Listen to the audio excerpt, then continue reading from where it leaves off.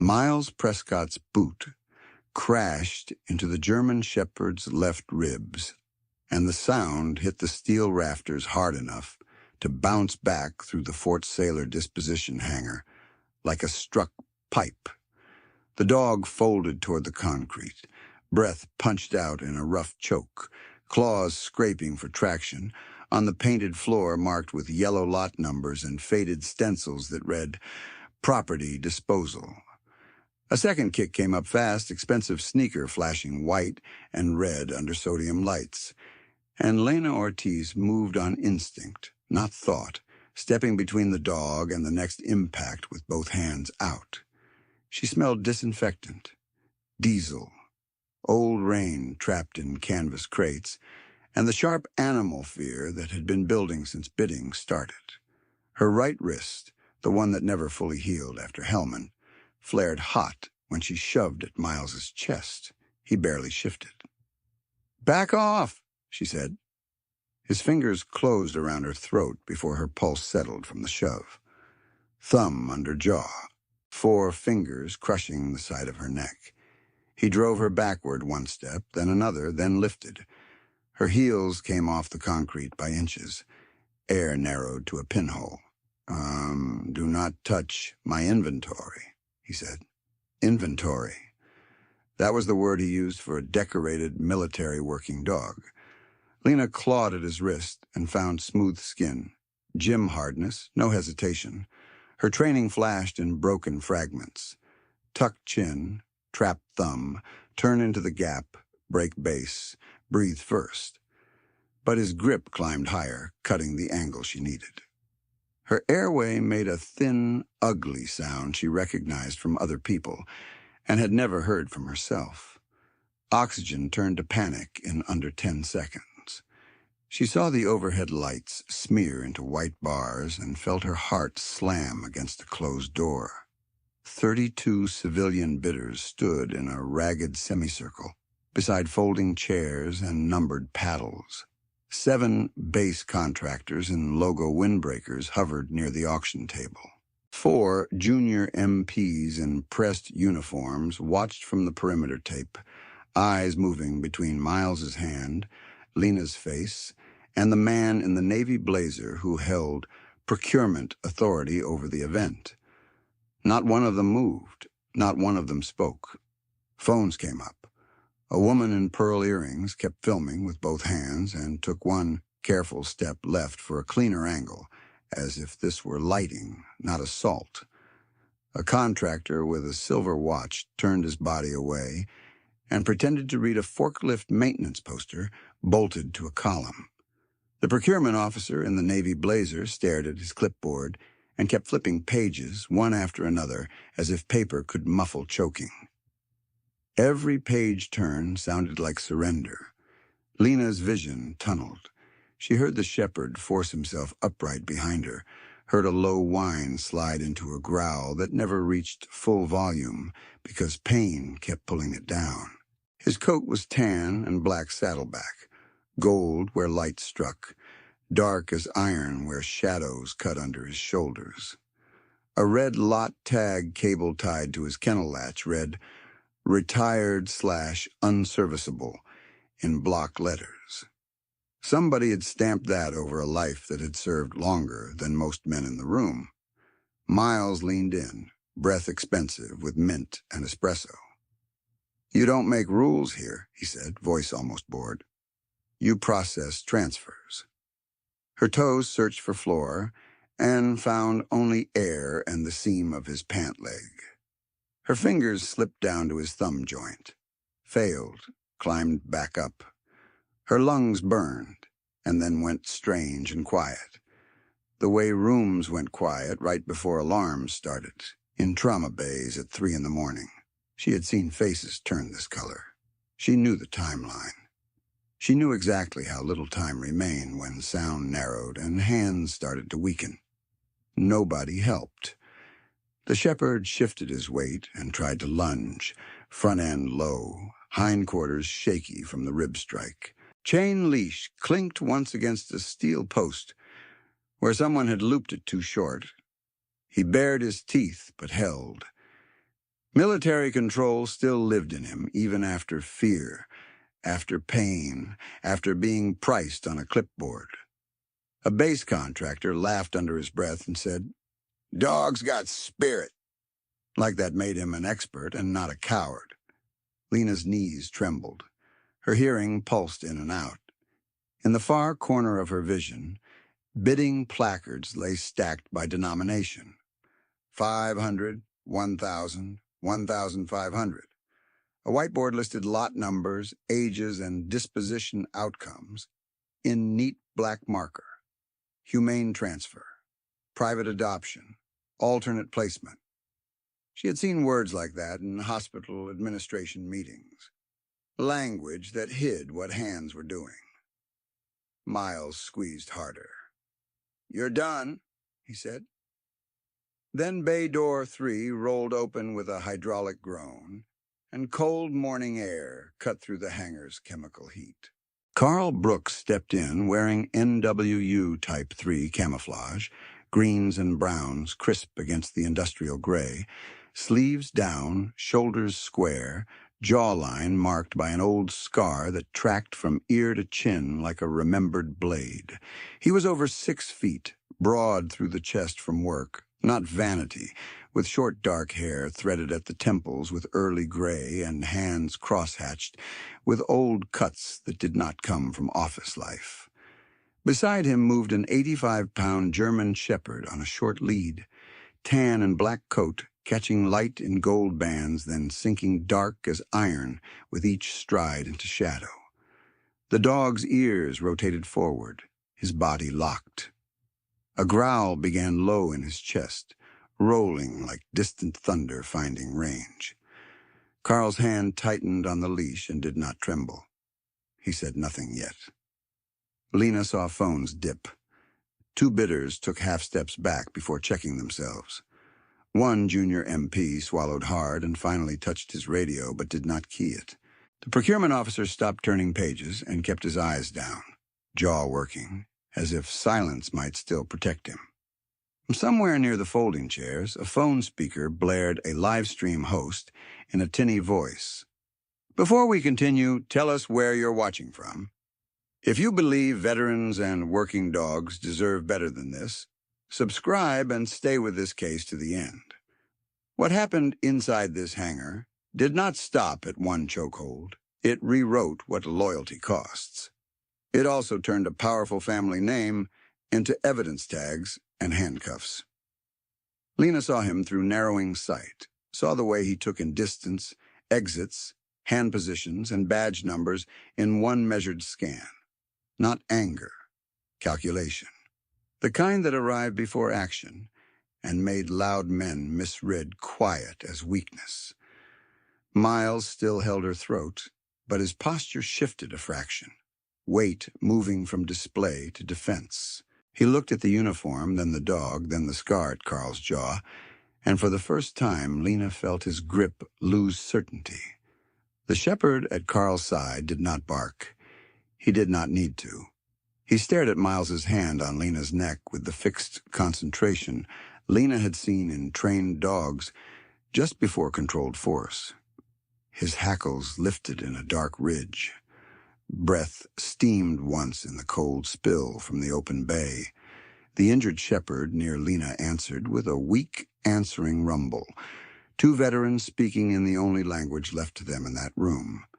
32 civilians, 7 contractors, 4 MPS, and the procurement officer.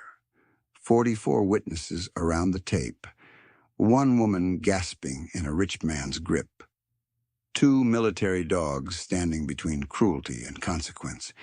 And a man in camouflage who had just walked into the hangar, carrying the kind of calm that ended fights. From where Lena hung, every face she could see was turned toward them. Then the German shepherd beside Carl moved. Not a lunge, not a bark.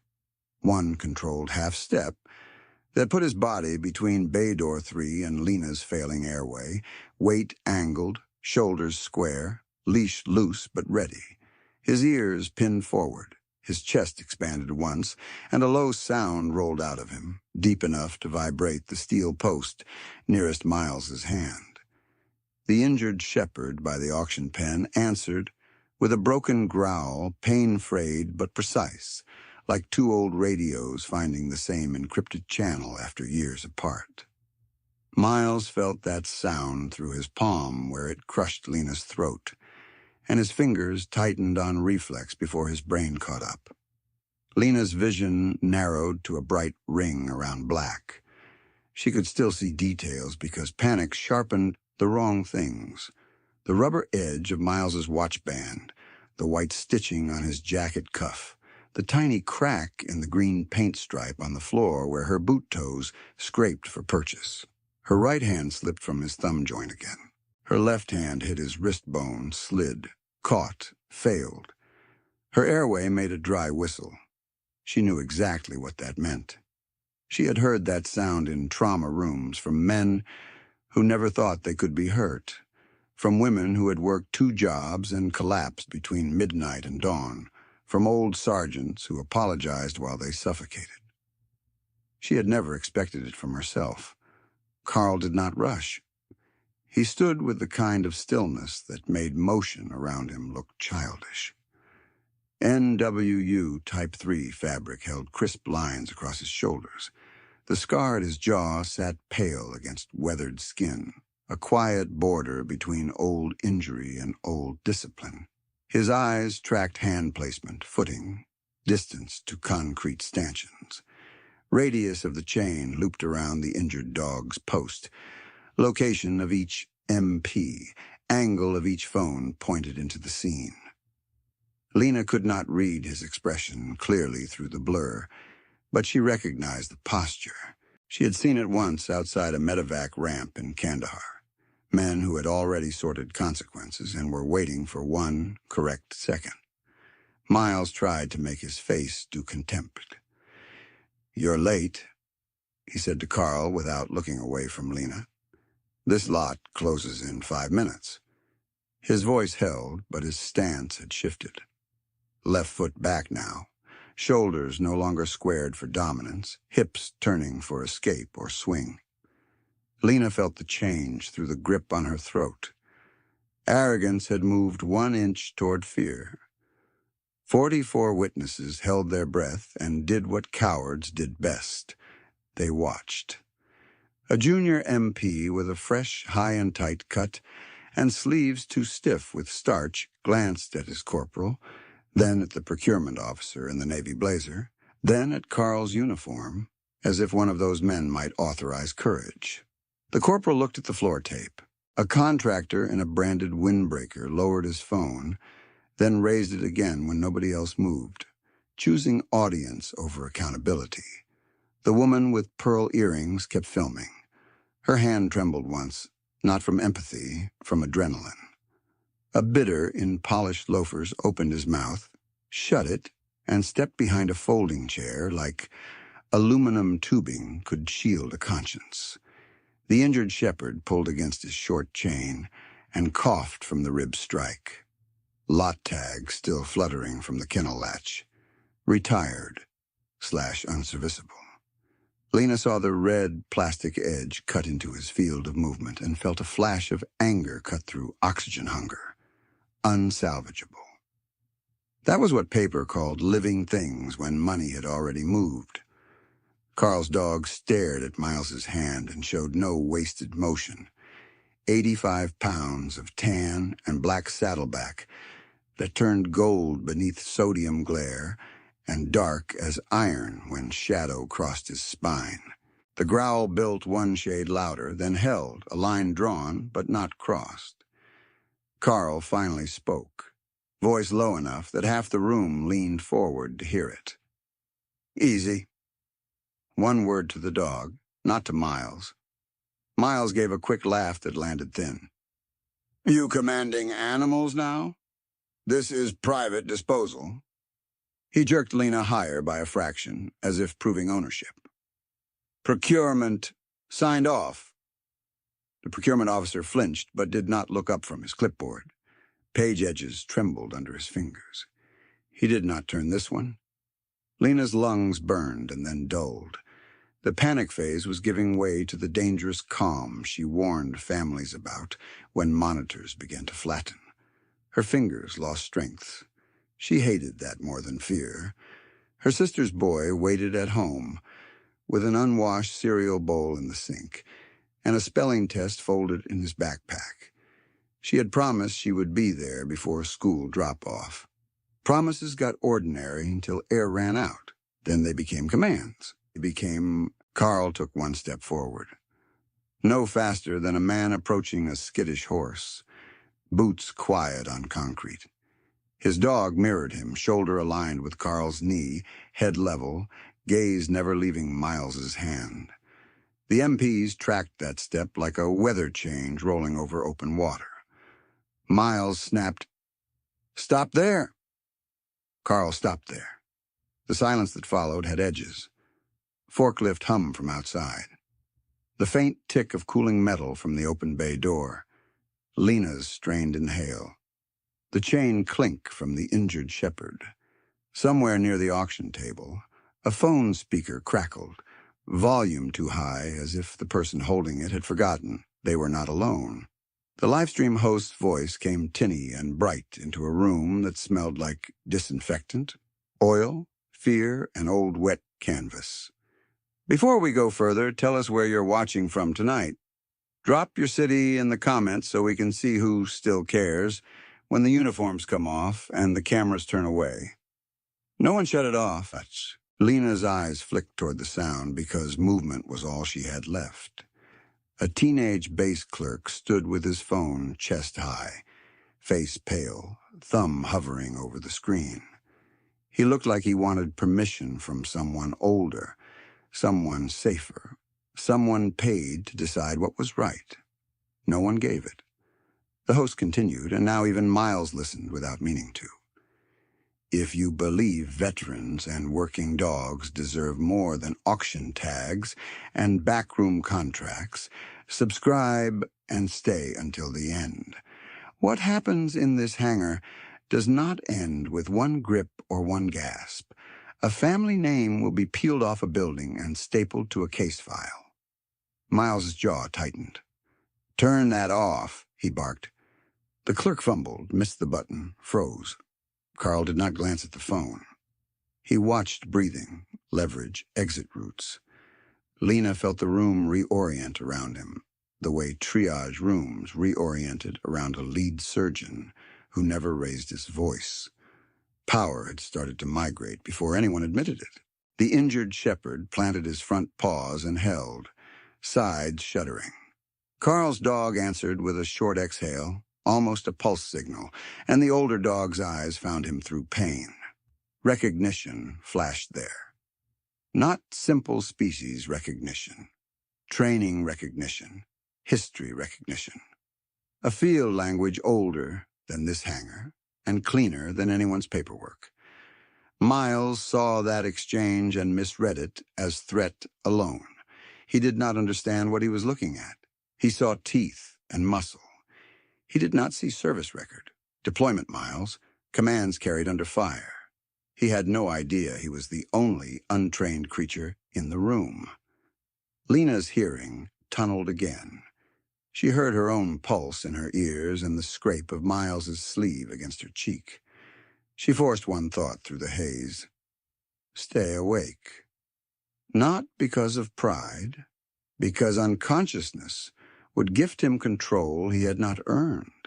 The phone speaker hissed, adjusted, and then the narrator's cadence shifted from broadcast to direct address, as if the voice had stepped out of the tiny device and into the center of the hangar with all of them.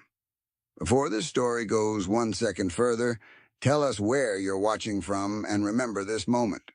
Remember the count. 44 witnesses in a military disposal hangar, 1 woman losing air, 1 retired dog marked unsalvageable, and power pretending it was policy. If you stand with the ones who served and the ones who were discarded after serving, subscribe and stay with this case to the end. You are not here for spectacle. You are here for the bill coming due.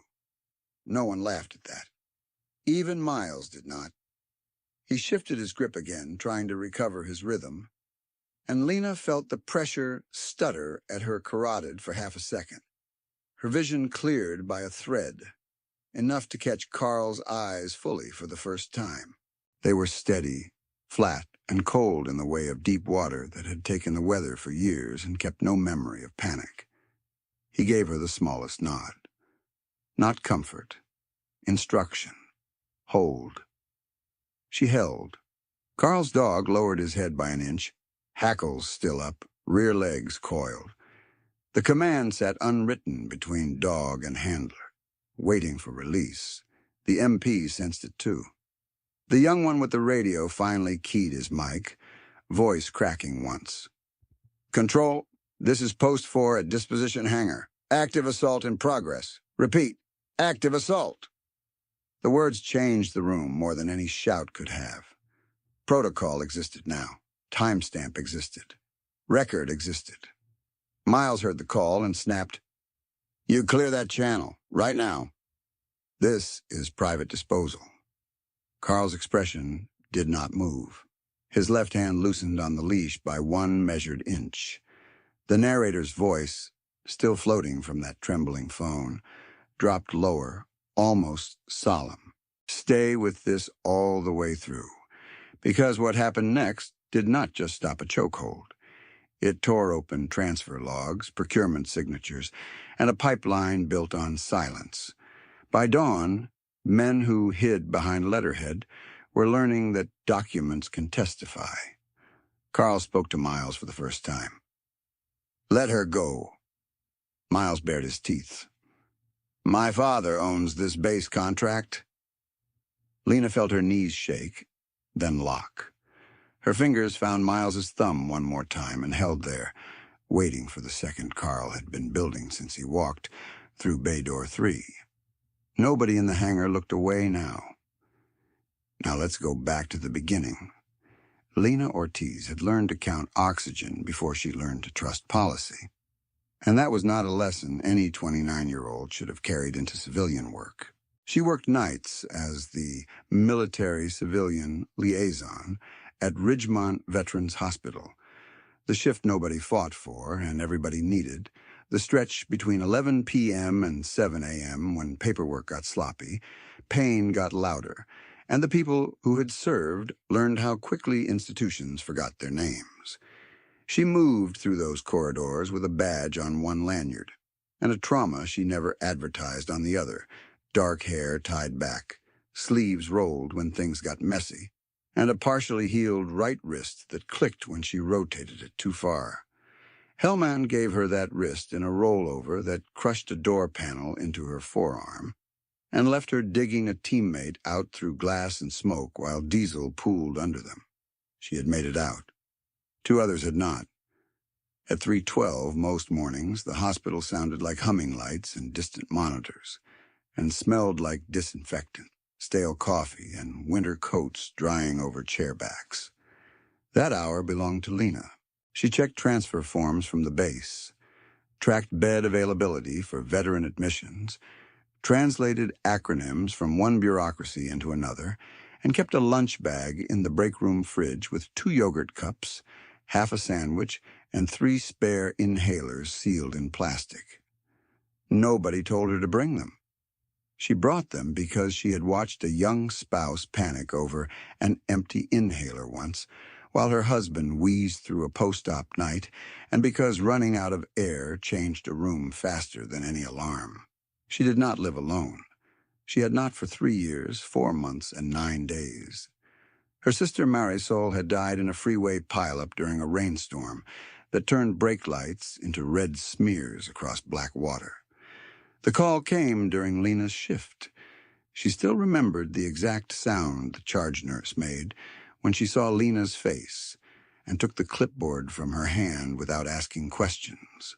Marisol left behind an 8-year-old son named Nico, a narrow-shouldered kid with serious eyes, a missing front tooth, and a habit of lining his toy cars by color on the windowsill whenever he felt uncertain.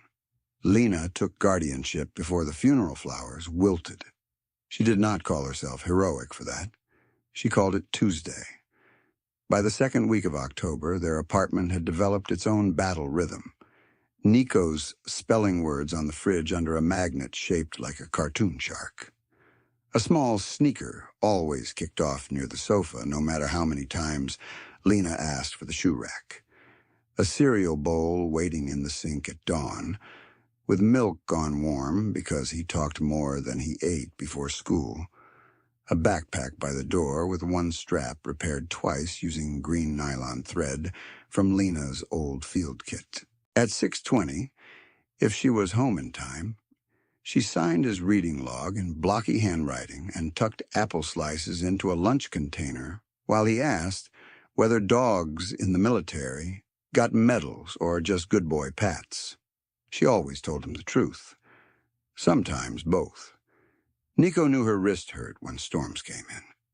He would notice before she spoke, sliding the heavy pot closer on pasta nights so she did not have to twist. He never called her broken. He called her strong in the practical language of children, which meant he handed her the jar opener without making a ceremony of it. On bad nights, when she woke from dreams full of metal and pressure and the sound of someone shouting for a medic, he would shuffle into the hallway, drag his blanket to the couch, and pretend he had only come for water. That was their treaty with grief. No speeches, just presence. Ridgemont Veterans Hospital leaned on people like Lena because the official machinery moved too slowly for human emergencies. If a retired sergeant arrived with chest pain and no updated insurance file, Lena found the right number and kept calling until someone answered. If a widow showed up with a shoebox of records and a husband whose memory was eroding by the week, Lena sat with her and translated forms into plain English. If an elderly Marine with oxygen dependence forgot his portable tank in the parking structure, Lena was already moving before security finished debating liability. Competence looked ordinary at 3 a.m, but whole nights held together because she refused to let them come apart. Her injury from Helmand never became a speech, but it shaped how she moved through the world. She favored her left hand for heavy lifts. She checked exit points in every room without appearing to. Sudden silence made her shoulders rise. She slept in short blocks and woke at the smallest hallway sound. None of that made her brittle. It made her exact. People with polished shoes sometimes mistook that for compliance. They learned better if they pushed too far. Fort Sailor disposition operations first crossed her desk on a wet Monday in late November, when rain tapped hard against the ambulance bay doors and the night clerk kept wiping fog from the admitting window with a paper towel. A transfer request arrived, stamped routine with 3 attached files for retired military working dogs marked non-deployable, pending private welfare placement under contracted civilian partner. The language sat wrong in her mouth, not because retired MWD transfers were rare, because this packet had no handler signatures, no disposition narratives, and no veterinary retirement notes beyond 2-line summaries copied in identical phrasing. One file listed a shepherd as euthanized in March, then reappeared in a November movement ledger with a new lot number and no explanation. Paper said final. Then paper said transferable. Both could not be true. Lena flagged the packet and called the listed procurement office. No answer. She emailed. Auto reply. She left a second message with the duty extension and received a call back from a man who introduced himself as a compliance coordinator, voice smooth, tempo rehearsed, asking why hospital liaison staff were auditing disposal flow outside care scope. Disposal flow. The phrase made her jaw lock. They're service dogs, she said, not broken equipment. A pause. Keyboard clicks in the background. All processes are authorized, he said. Your concern is noted. Her concern did not vanish. It multiplied. 3 days passed before she heard from dispatch again, this time through an inter-office chain that copied supervisors she had never met, and ended with a polite instruction to route future questions through the Prescott Animal Welfare Initiative, a public-private partnership enhancing adoption outcomes for retired working canines. The letterhead was thick, embossed, expensive. The signature block included Miles Prescott as Regional Advisory Chair. That was the first time she saw his name in her inbox. It would not be the last. In Ridgemont, the name Prescott was less a surname than infrastructure. Prescott Trauma Pavilion rose from the hospital's east wing in glass and steel, donor plaques polished daily, family crest etched into entry doors that opened for some people faster than others. Grant Prescott, Miles's father, chaired the hospital board and spoke in measured tones about efficiency, fiscal stewardship, and community trust, while cutting service lines in neighborhoods that could not bankroll fundraisers. Elaine Prescott, Miles's mother, chaired the County Redevelopment Board, where zoning votes seemed to discover urgent opportunities whenever a Prescott-owned holding company had already purchased adjacent land. Their generosity appeared on banners.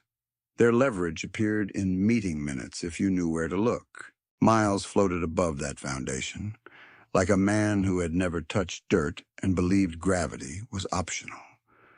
Early 30s, tailored jackets that fit too well to be accidental, designer sneakers in places where steel-toe boots would have made sense, sunglasses with frames worth a week of Lena's groceries, a watch that caught light every time he pointed at somebody else's mistake. He served on committees, spoke at charity brunches, and posted videos about second chances for service animals, with soft piano music under images of dogs no one could trace after transfer day. He called himself an advocate. Workers at Fort Sailor called him when they wanted signatures that made difficult questions disappear. Lena met him in person in a hospital conference room where the air conditioner ran too cold and the coffee tasted like burnt plastic. He arrived 12 minutes late with 2 assistants and no apology, set his phone face up on the table, and smiled as if every person there existed to complete his calendar. Lena had brought printed discrepancies, mismatched identification numbers, duplicate euthanasia codes, chain of custody gaps, and one photo of a retired shepherd bearing a scar pattern that did not match the file attached to his lot tag. Your transfer logs conflict with federal MWD records, she said. Miles glanced at the packet, then at her badge. Your liaison staff, he said. You coordinate beds. I coordinate care continuity. You process forms, he said, and pushed the packet back with one finger. Policy lives above your pay grade. Nobody at the table corrected him. A legal counsel representative stared at a legal pad and underlined the same word 3 times without writing a sentence. A deputy from base security checked his phone under the table. The hospital administrator assigned to animal transfer oversight praised cross-sector collaboration and suggested they reconvene after document harmonization, bureaucratic language for bury it. Miles stood, straightened his cuff, and gave her one last look that registered as amusement more than threat. You're confusing passion with authority, he said. My family funds half the beds in this building. He was wrong on the percentage and right on the power. By early December, Lena began tracking the pattern on her own time, not because she trusted heroics, but because numbers started behaving like testimony when lined up correctly. She copied lot numbers from Fort Sailor disposal bulletins, matched them against archival care records, and built a spreadsheet that mapped movement dates against shell nonprofits incorporated within 90 days of receiving animal transfer contracts. 5 organizations shared rotating board members. 3 listed mailing addresses in empty office suites. 2 had directors who also worked for Prescott redevelopment subsidiaries. The same courier signature appeared on intake forms across 4 counties. The paper trail did not scream. It repeated. She did not keep that file on hospital servers. She stored hard copies in a weatherproof folder, taped beneath a shelf in her apartment hall closet, behind winter boots and Nico's old soccer shin guards. She encrypted a duplicate drive and left it in a lockbox at her credit union under her maiden name. One evening, while she sorted receipts at the kitchen table, Nico looked up from homework and asked why she kept writing dog names in careful block letters. "So nobody gets erased," she said. He nodded like that made perfect sense. For him, it did. By the week before Christmas, people around Ridgemont had begun speaking in lowered voices when the Prescott initiative came up. A kennel volunteer reported seeing sedated shepherds move through a side gate without intake scans. A base contractor admitted off-record that auction lists were finalized before veterinary review was complete. An MP who had grown up with Lena's cousin said he got reassigned after questioning a transfer manifest and advised her, quietly, to let procurement handle procurement. He did not sound proud of that sentence. He sounded tired. Miles, meanwhile, grew bolder. He started appearing at Fort Sailor Disposition days in person, not because he needed to, but because presence itself was a tool. He walked the aisles with a tablet, spoke about budget burdens, and referred to retired K-9s as inventory units in front of handlers who clenched their jaws and signed where told. He announced donor pledges and policy pilots, and every announcement came with photographers. The system protected him through 1,000 small permissions, unsigned forms accepted, camera feeds temporarily offline, incident reports rerouted, complaints acknowledged and archived, then quietly closed for insufficient evidence. Untouchability did not arrive as one dramatic shield. It arrived as procedure. Lena understood that before most people did. She understood it when she saw MPS wait for someone else's nod before stepping in. She understood it when administrators warned her to choose sustainable battles while approving another opaque transfer batch. She understood it in her own body every time she entered a room with Miles and felt conversations tilt toward him before he spoke. That was why in the hangar she moved before permission. She already knew what waiting cost. And in that hangar, with Miles's hand at her throat and 44 witnesses finally looking, that entire structure of deference stood balanced on a single second, ready to crack. And Carl, watching Miles Prescott's thumb press into Lena Ortiz's airway, felt the old arithmetic return. Distance, leverage, breath, consequence. He had lived inside that arithmetic for 21 years, through surf drills off Coronado, night insertions that tasted like jet fuel and salt, and compound breaches where one wrong angle meant a folded flag. Senior Chief Carl Brooks, Naval Special Warfare, retired only because paperwork had eventually cornered what combat had not.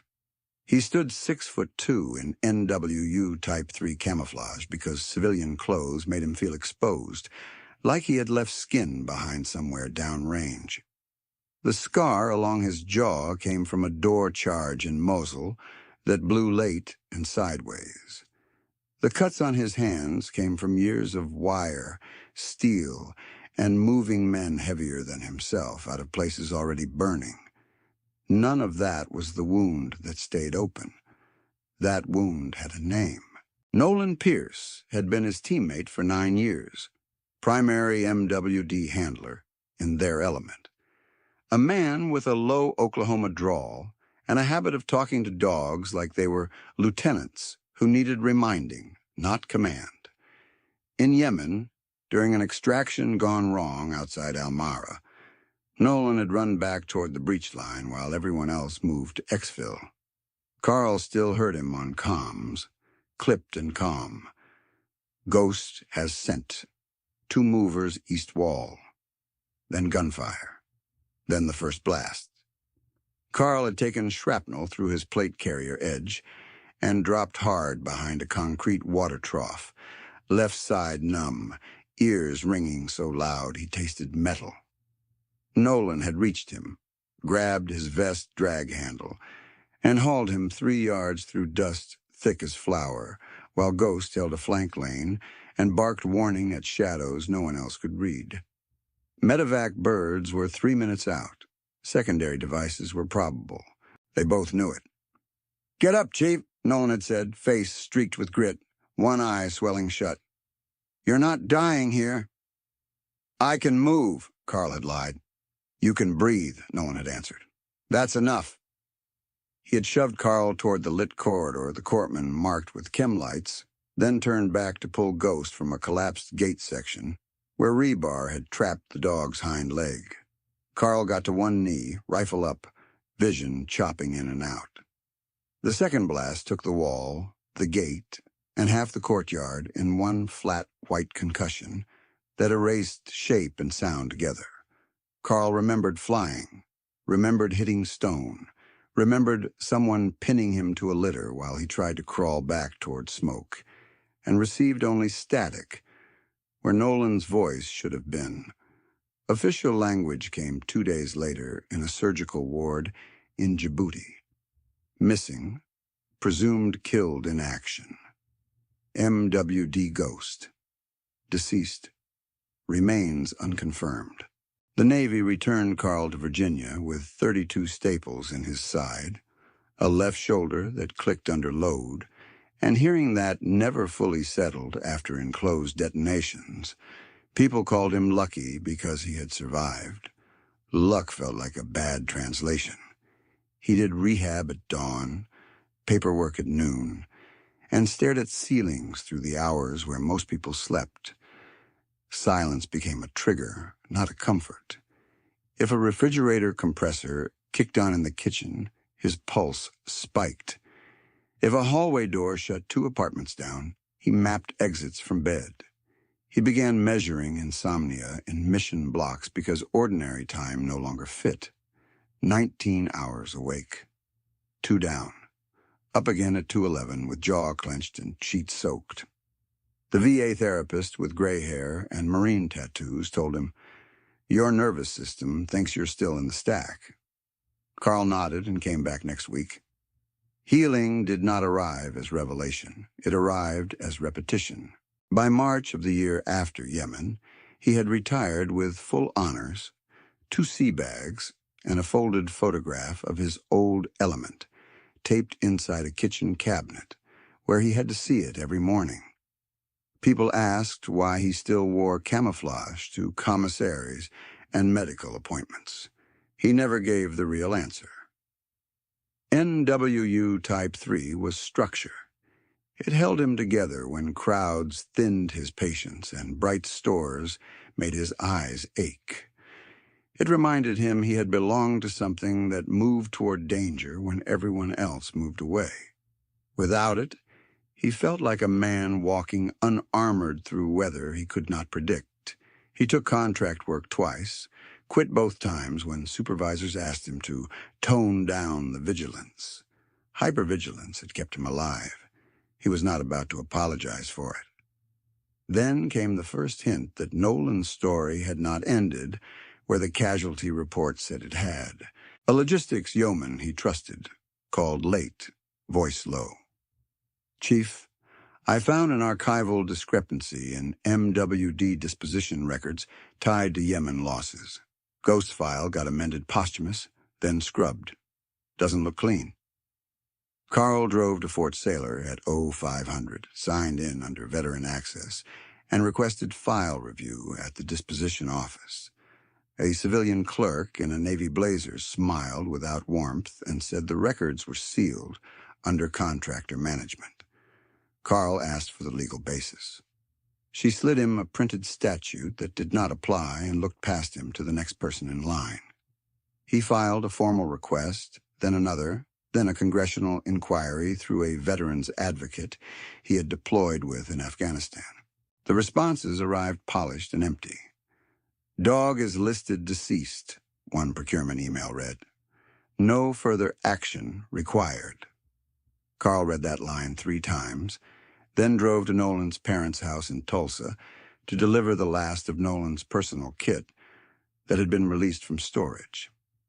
Nolan's father opened the door in a pressed flannel shirt and old work boots, shoulders like weathered timber. Nolan's mother carried a casserole dish to the table, because grief in some homes was fed, not discussed. Midway through coffee, she put a weathered envelope in front of Carl. "He wrote this before Yemen," she said. "Said to hold it unless command asked. Nobody did." Inside was a 1-page contingency letter, unsigned by any official, legal in plain language if not in format.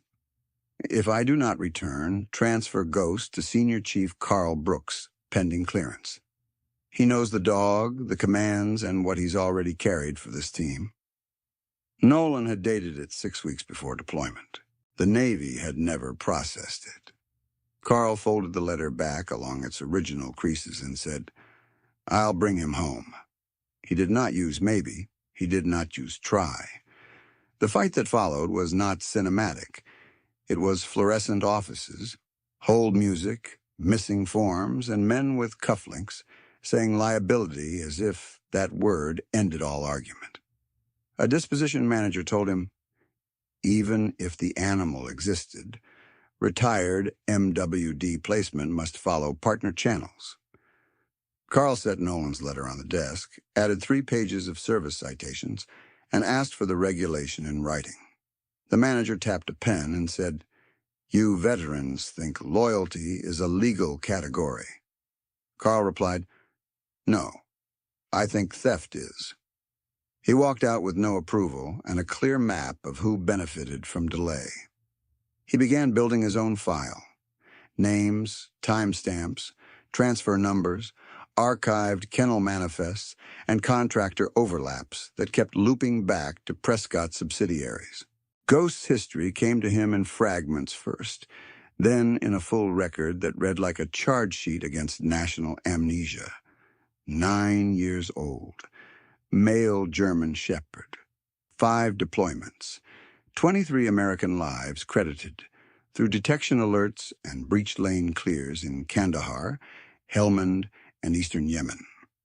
Handler. Petty Officer First Class Nolan Pierce.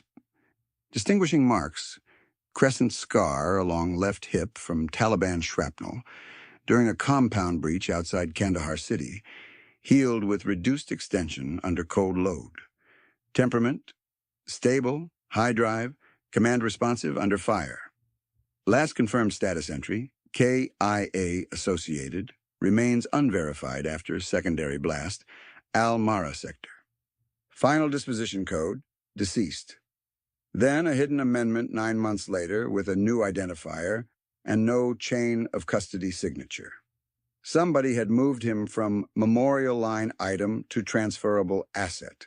Carl got the unredacted scan from an old kennel master named Rourke, who had retired to a bait shop on the coast and still answered secure calls at odd hours. Rourke slid the printouts across a diner table at dawn and kept his voice low. "They retagged 6 dogs through civilian partner channels," he said. "Ghost was one. I pushed back. Got told to enjoy retirement." Carl traced the scar notation with one finger and felt anger settle into clarity. "Who signed?" he asked. Rourke named 2 contractors, 1 procurement officer, and a private initiative chair, Miles Prescott. 3 nights later, 3:17 a.m., Carl stood behind Ridgemont Veterans Hospital, near the loading dock where dietary trucks idled before dawn. The alley smelled like wet cardboard, diesel exhaust, and bleach water draining from mop buckets. He had come for a different reason, meeting an orderly willing to leak transfer manifests when his flashlight caught eyeshine under a rusted stairwell. The dog that stepped out moved with a hitch in the left rear, ribs visible under a tan and black coat, gone rough from weather and neglect. Coat gold under security lights, dark as iron in shadow. No collar at first glance. Then Carl saw a braided cord buried in fur, and on that cord 2 military dog tags clinked softly against each other as the animal lowered his head. Nolan Pierce. A pas au pas. Carl crouched, hands open. "Ghost," he said, barely above a whisper. The shepherd froze. Ears rotated, body locked. Then, slowly, he took one step forward and pressed his muzzle to Carl's sleeve, inhaling old scents through detergent and rain. Recognition did not come dramatic. It came like a door unlatching from inside. Ghost leaned harder, almost collapsing against Carl's knees, and a sound left his chest that was not quite a whine and not quite relief. Carl felt scar tissue under his palm at the left hip, exactly where the Kandahar report said it would be. He clipped a spare lead to the braided cord and let the dog set the pace. No sudden pulls, no commands he had not earned in that moment. At the emergency vet, 40 minutes later, the night doctor scanned for a microchip and frowned when the reader pinged disabled. "Chip was manually deactivated," she said. "That doesn't happen by accident." She measured old fracture remodeling along the left rib cage, fresh bruising over the same side, and chronic inflammation around the hip scar that flared with cold. "He's been moved hard and fed light," she added, voice tightening. "Somebody treated a working dog like surplus freight."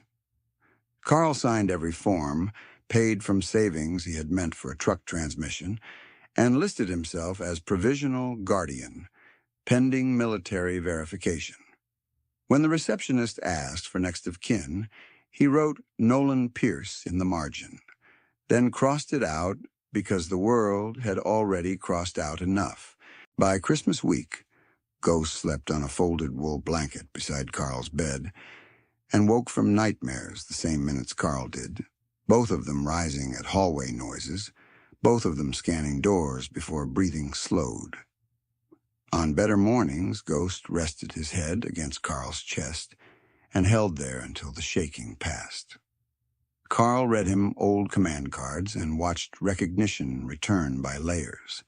Sit, down, hold, seek, easy. The dog carried Nolan's tags every hour, never pawed at them, never let them out of contact with fur. He had carried them across 2 states, through alleys and transfer pens and whatever hands had tried to rename him. He had arrived alive in a system that had already filed him dead, and now in the hangar with Lena's airway closing, and Miles Prescott still talking about contracts, Ghost stood at Carl's knee with ears pinned forward, chest growl building, and the full weight of those records behind his eyes. Ghost stood at Carl's knee with a growl in his chest, and Miles Prescott still had Lena Ortiz off the floor by her throat. The room had changed, even if nobody admitted it yet. 44 witnesses had stopped pretending this was policy. 32 civilian bidders with numbered paddles in limp hands. 7 contractors in branded jackets, suddenly unsure where to look. 4 junior MPs at the tape line with radios up now, waiting for command traffic that had finally started moving. The procurement officer in the Navy blazer still clutched his clipboard, but he wasn't turning pages anymore. His thumb sat frozen on one corner as if paper had run out of places to hide. Lena felt every second as pressure and sound. Miles's fingers at the side of her neck. The sting in her trachea. The hot needles in her forearms as strength drained and returned in brief, useless waves. But now she also saw what she had not been able to see while air was narrowing. Carl's stance, anchored and quiet, the scar along his jaw, the uniform that didn't ask permission from any contractor in the hangar. Ghost's weight set forward, waiting on signal, not panic. She knew Nolan's name now because she had read it on those tags herself when Carl showed her the photos the week before. She knew this wasn't a random dog. She knew the man in front of her had crossed states and buried years of sleep to pull one service record back from a fraud pipeline. Miles still thought he was holding a woman. He didn't understand he was gripping evidence. Control came through the MP radio in a burst of static. Post 4, copy active assault. Supervisor en route. Maintain scene integrity. The young MP answered too fast. Copy. Active assault confirmed. Miles turned his head toward the voice, just enough to expose the line of his jaw. Countermand that, he snapped. This is a private disposal event under Prescott Initiative Authority. No one answered him. Less than 30 seconds had passed since Bay Door 3 opened, and the hierarchy that had protected Miles for years had already begun to split at the seams. Carl watched Lena's color, not Miles's mouth. Her lips had gone pale at the edges. Her kicks had slowed. Her left hand still fought for the thumb brake, but her right wrist was losing precision and dropping lower with each attempt. He tracked the distance from Miles's lead foot to a painted yellow lane marker, measured the slip risk from disinfectant overspray near the kennel row, and checked Ghost's line of approach without looking down. He could smell cold air from the open bay mixing with bleach, wet canvas, and adrenaline. He heard Ghost's breath deepen one notch and knew the dog was ready. Lena met Carl's eyes again. Hold, he had told her with that nod. She held. Miles tightened his grip because he felt a tension sliding away from him. He gave Lena a hard shake, the kind men used when they wanted to prove they still owned the room. You process forms, he said through clenched teeth. You don't accuse me. Her voice came out in fragments. You sold them. A contractor near the auction table muttered, Don't say that on camera. He didn't step in. He just lowered his phone angle to keep his own face out of frame. Carl's voice was low and flat. Let her go. 3 words. Miles laughed, and the sound came thin and jagged, like he heard the crack in it, but couldn't stop. You threatening me in a federal hangar. My father owns this base contract. There it was again. The inheritance claim, the shield he had used in boardrooms, committee meetings, parking lots, and any room where people in cheaper shoes learned to stand down. Carl didn't blink. No. 1 word, and it landed harder than shouting. Ghost's ears pinned forward. His body locked from shoulders to tail. The growl rose from a low thunder to a steady engine note that vibrated through the concrete. The injured shepherd by the kennel post, ribs still hitched from the kick, lifted his head and answered with a rough, determined rumble. 2 veterans holding a line. Miles looked at Ghost first, then back at Carl, and for the first time he saw what every man like him failed to read until too late. Calm without negotiation. Not anger, not ego. A professional assessment already completed, already filed, already final. His grip faltered by a fraction. Carl moved on that fraction. 1 step off center. Shoulder turn. Left hand to Lena's forearm, guiding her weight down and out as his right forearm cut across Miles' elbow line. Ghost took the outside angle at the same instant, not biting, just driving presence into Miles's flank with 85 pounds of disciplined threat. Lena dropped to one knee, coughing hard, one palm slapping concrete, the other clutching her throat. Miles swung wild with his free hand, a looping punch born from panic and privilege, telegraphed from a mile away. Carl slipped inside it, trapped the wrist, rotated through the joint, and put Miles face down on the painted floor in a controlled crash that echoed off the rafters. 2 seconds, maybe less. Miles hit concrete with a grunt and tried to jerk free. Carl rode the movement, knee pinning the shoulder, wrist locked in compliance hold, pressure precise and unshowy. Ghost stood over the line of Miles's back, teeth visible now, no contact, no wasted motion, waiting for a command that didn't come because it wasn't needed. Lena sucked air in ragged pulls that sounded like broken paper. She stayed on one knee, coughing, eyes watering, then forced herself up against a steel post and got one hand to her pulse point. Fast, irregular, present. She looked at Carl, then at Ghost, then at the younger shepherd by the chain, and she nodded once, more to herself than anyone else. She was still in the fight. The hangar noise rushed back all at once. Phones recording, someone swearing under breath, kennel gates rattling, radio chatter overlapping with shouted instructions from the corridor outside. A senior MP sergeant came through Bay Door 3 with 2 more officers, took one look at Carl's control position and Miles on the ground and shifted instantly from confusion to command. "Hands where I can see them," the sergeant barked to the crowd. "All recordings preserved. Nobody leaves." That order did what morality had failed to do. People listened. Miles twisted his head, cheek against concrete, voice muffled and furious. "Get him off me.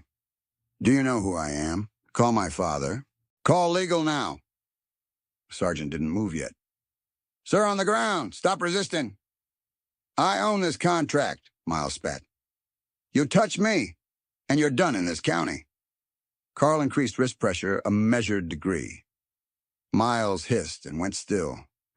"Easy," Carl said, and Ghost settled back half a step without dropping focus. The procurement officer finally spoke, voice shaky. "Sergeant, this can be handled internally. There's no need to formalize." Lena's voice cut across him, raw but clear. "Formalize everything." She coughed once, steadied herself on the post, and pointed at Miles's phone lying 3 feet away, still recording from where it had skidded. "That device captured assault. Preserve it." The senior MP looked from her bruising neck to the phone to Carl's uniform. Decision made. "Officer Dane, bag that phone. Chain of custody starts now." A contractor in a logo jacket took a backward step toward a side exit. Ghost's head snapped in that direction, ears hard forward, and the man froze with one hand on the push bar, suddenly interested in obedience. "Stay put," the sergeant said. Lena moved toward the auction table in short, controlled strides, forcing breath into a rhythm she trusted from trauma bays. She pulled a pair of nitrile gloves from her pocket, snapped them on with shaking fingers, and reached for the clipboard stack the procurement officer had been guarding. Lot numbers, transfer initials, bid sheets with pre-filled buyer IDs. She scanned one page, then another, and felt cold clarity settle in. She looked up at the MPs.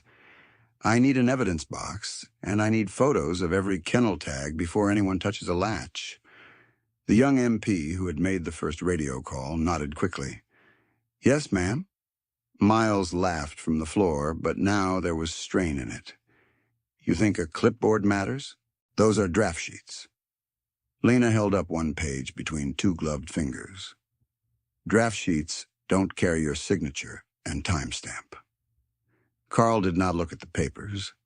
He kept Miles controlled and watched the room for secondary movement, the way he had done in compounds where first contact was never the end. One bidder had already started quietly deleting video on his phone. Ghost saw it before any human did. A subtle shift of thumb and wrist near the fold-out chairs. The dog gave one sharp bark, laser point precise. Every head turned. Officer Dane crossed the distance and took the phone. "No deletions, evidence tampering added." Miles went still enough to feel his own pulse in the concrete. He turned his face just enough to see Carl's profile above him. The scar, the blank focus, the complete lack of performance. Miles had spent his life around men who threatened to negotiate. This one had already acted and moved on to containment. He swallowed. "You're making a career mistake."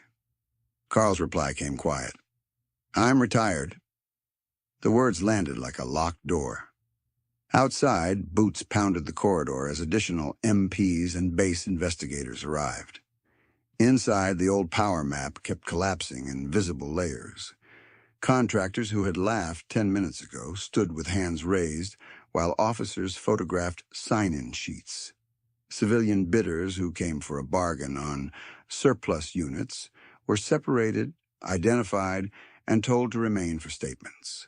The procurement officer asked for counsel and got told he could request it after preliminary seizure was complete.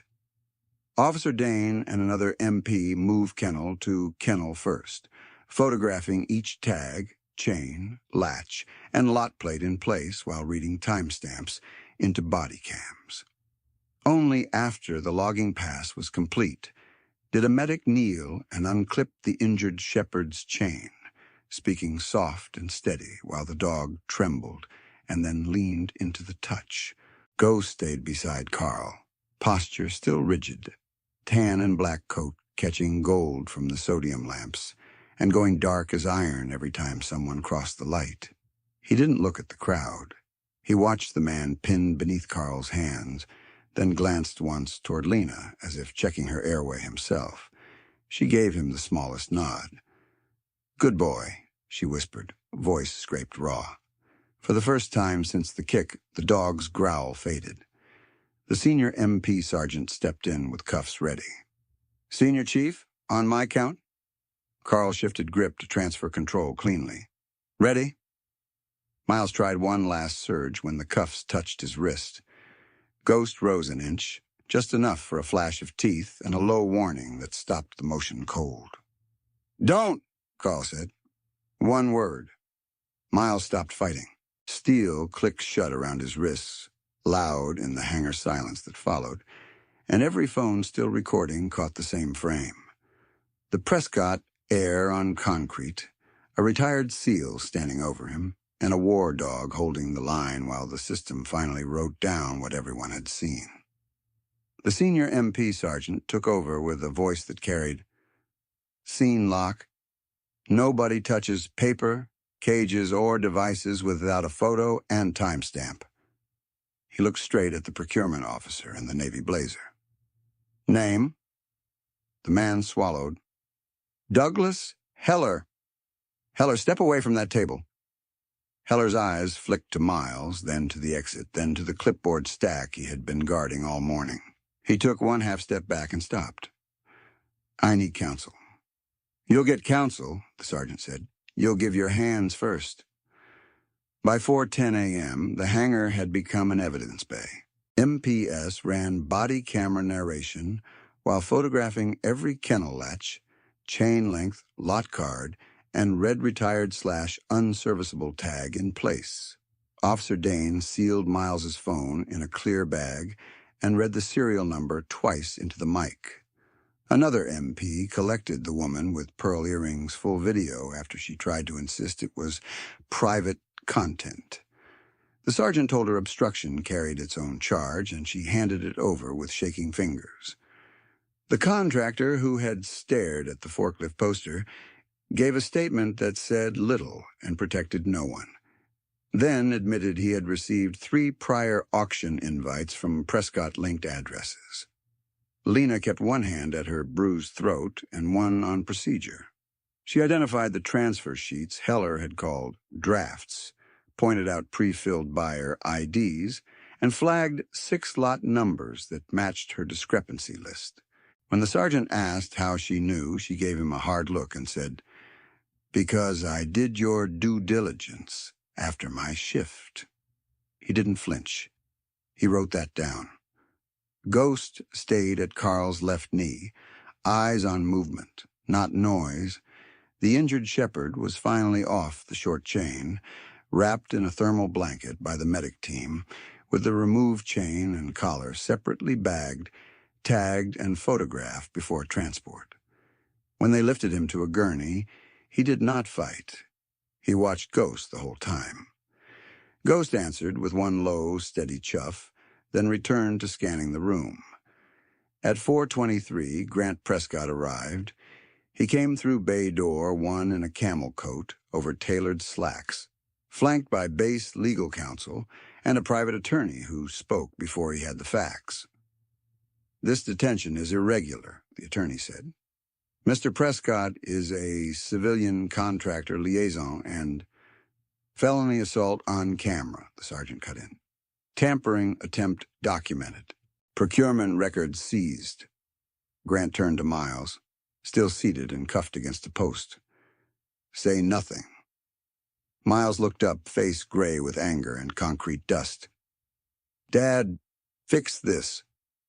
Grant faced the sergeant again. "You don't understand the exposure you're creating." Carl heard the sentence and looked at nothing. He had heard men like that in 3 countries. Threat first. Accountability never. Then Special Agent Marin from NCIS walked in with a DODIG investigator and a portable scanner cart. No raised voice. No drama. Just credentials held at chest level and a printed federal seizure order with 3 signatures and a timestamp 2 minutes old. Marin read it cleanly. "All Prescott Initiative animal transfer contracts tied to this installation are frozen pending fraud and theft of government property review. All electronic and paper records in this hangar are now federal evidence." Grant's face changed at the word frozen. He reached for his phone. Marin said, "You may call counsel. You may not call staff to alter records. We're already imaging your servers." Heller made a strangled sound like he wanted to interrupt and remembered too late that he was being recorded from 5 angles. He looked at Lena once, the same loaded look he had given when he kept flipping pages instead of helping. This time he spoke.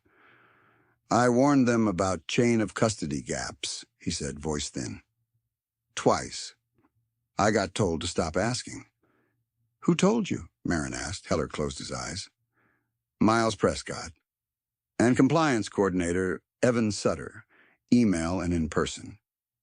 Lena recognized the name from that smooth phone call that had tried to bury her questions under language.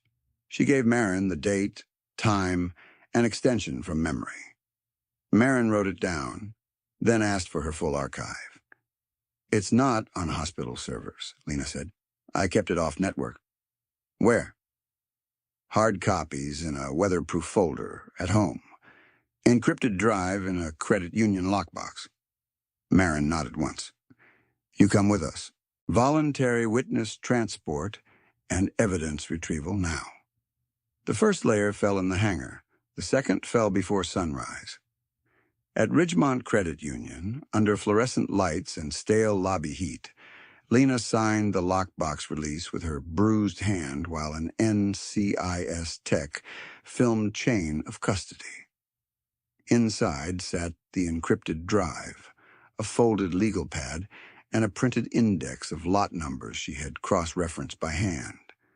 At her apartment, with a female MP posted at the door and Nico still asleep in his room, she slid winter boots aside and pulled the weatherproof folder from under the closet shelf, exactly where she had hidden it.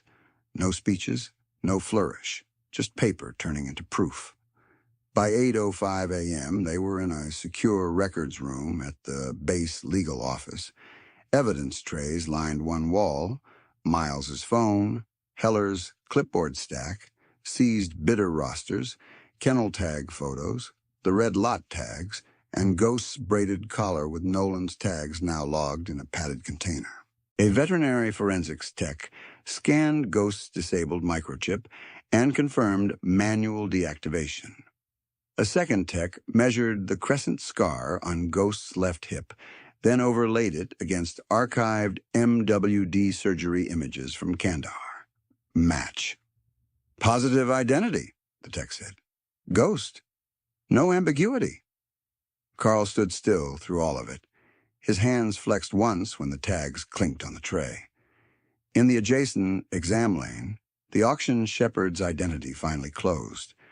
A dormant secondary chip missed in field scans, pinged against archived Fort Sailor records, and matched a retired MWD previously papered as euthanized.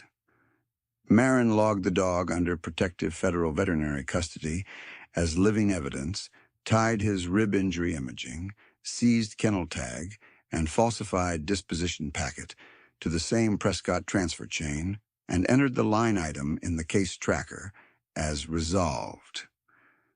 At 9:40, Lena's old dispatch thread came back from the dead. The same office that had sent her polite deflections forwarded a new notice marked urgent compliance hold.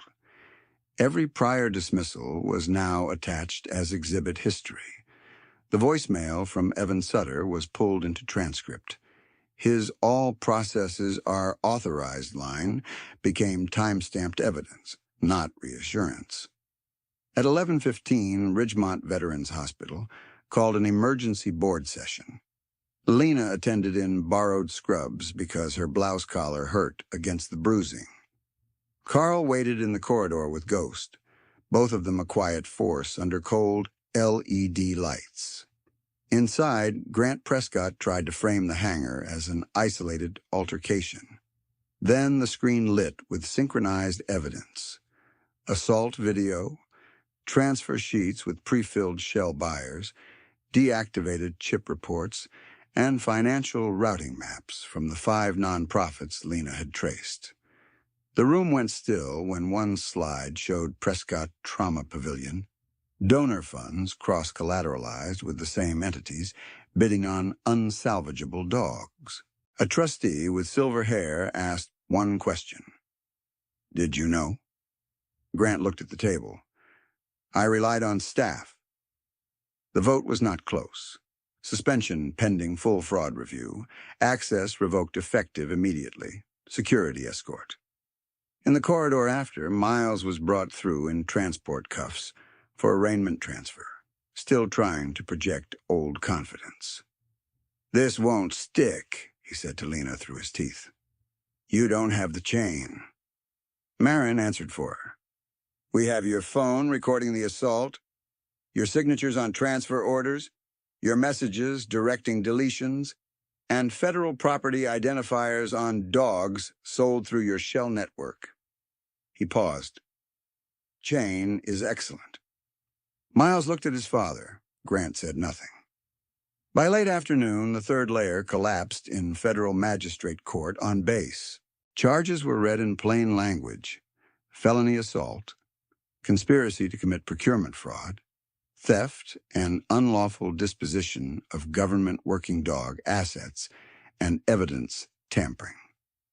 Bail was denied on flight and obstruction grounds after the prosecution played a clip of Miles ordering radio traffic countermanded, and another of a bidder deleting video on his cue.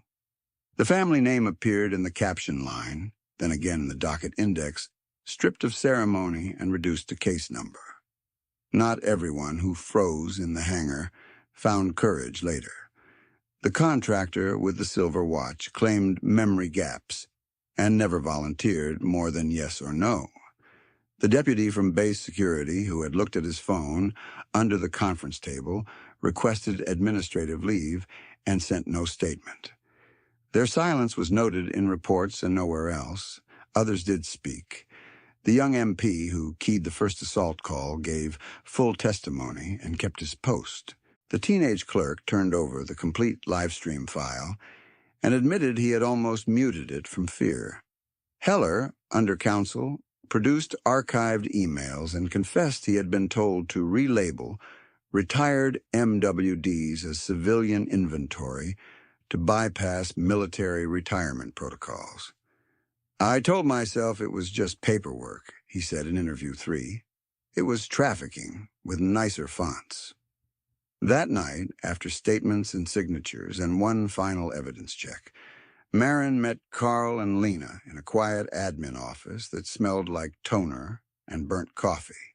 She set down a sealed personnel envelope stamped "Release Authorized." "We pulled this from archived contingency records during identity verification," she said.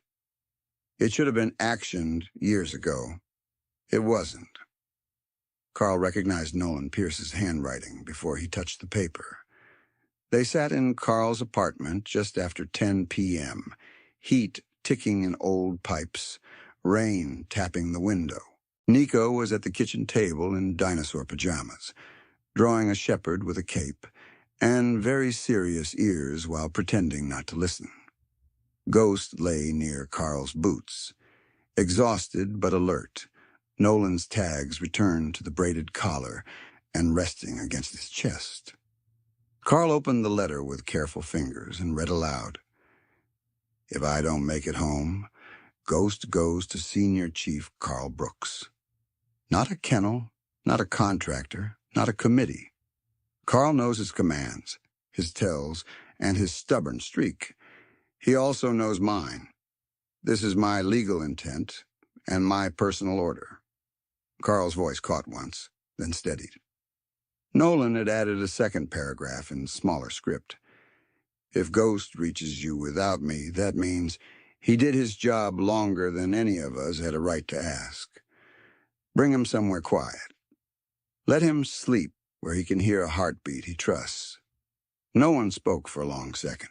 Then Nico slid off his chair, came to Ghost slowly, the way Lena taught him, and crouched at arm's length.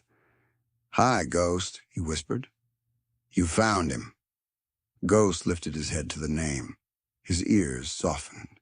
He leaned forward until his forehead touched Carl's sternum, then pressed harder, full weight, the way dogs do when they decide a person is home and not just shelter. Carl wrapped one scarred hand around the back of Ghost's neck and held there, breathing into fur that smelled like rain, antiseptic, and old field dust. Lena watched from the couch, throat bruised purple-yellow under lamplight, eyes tired and clear. "You finished it," she said quietly to Carl. Carl shook his head once and looked down at the tags resting against Ghost's chest. "He did." Ghost exhaled, long and unguarded, and lowered himself across Carl's boots without breaking contact. For the first time since the loading dock, his eyes closed and stayed closed. No startle, no scanning. Sleep deep and earned. If you were watching for noise, you missed the real ending. It sounded like a veteran dog finally breathing in a room where no one was for sale.